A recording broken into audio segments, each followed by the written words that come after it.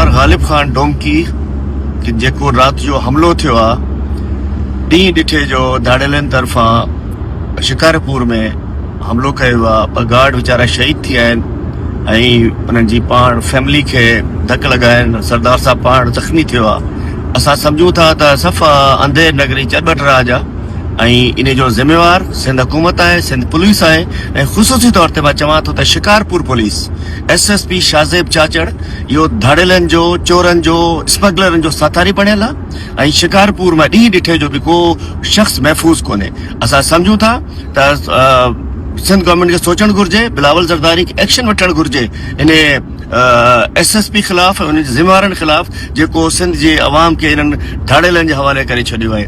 ज़रदार गालिब खान डोमकी साहब सां असां चऊं था त अलाह साईं उन्हनि खे सिहत अता फरमाए, शहीदनि जे उन्हनि जे गार्डनि खे मग़फ़रत फरमाए ऐं इन्हनि धाड़ेल राज खां सॼे सिंध खे निजात ॾियारे। ख़ासि तौर ते शिकारपुर पुलिस जेकी धाड़ेलनि जी साथारी बणियल आहे, शिकारपुर जो SSP जेको धाड़ेलनि जो सरबराह बणियल आहे, उन जे ख़िलाफ़ कार्रवाई थियणु घुर्जे ऐं असां सम्झूं था इन वाक़े जो FIR बि SSP दाख़िल थियणु घुर्जे, जंहिं जे ज़िले में ॾींहुं ॾिठे बि आम माण्हू फैमिलीज़ महफ़ूज़ न आहे।